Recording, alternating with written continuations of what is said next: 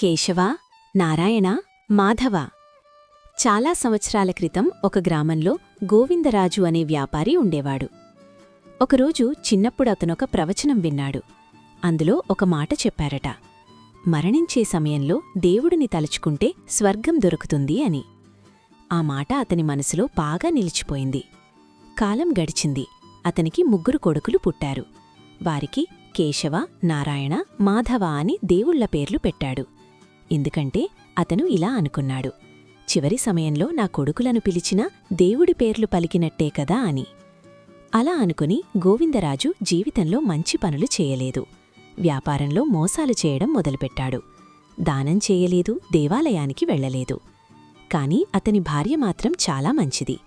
ఆమె మంచి పనులు చేస్తూ అందరి ప్రేమను సంపాదించింది. ఆమె ప్రభావంతో కొడుకులు కూడా మంచివాళ్లుగా పెరిగారు. కొంతకాలానికి గోవిందరాజు వృద్ధుడయ్యాడు. జబ్బులు వచ్చి మంచం పట్టాడు. ఒకరోజు వైద్యుడు చెప్పాడు, ఇప్పుడే చివరి సమయం దగ్గర పడింది అని. అప్పుడు గోవిందరాజు గట్టిగా పిలిచాడు, కేశవ, నారాయణ, మాధవ. తండ్రి పిలుస్తున్నాడు అని 3 కొడుకులు వెంటనే పరిగెత్తుకుంటూ వచ్చారు. వాళ్లను చూసిన గోవిందరాజు కోపంగా ఇలా అన్నాడు, మీరు 3 ఇక్కడే ఉన్నారు, అయితే వ్యాపారం ఎవరు చూస్తున్నారు అని. అలా తిడుతూనే అతను చివరి శ్వాస విడిచాడు. అతను దేవుడి పేరు పలికినట్లు అనుకున్నాడు.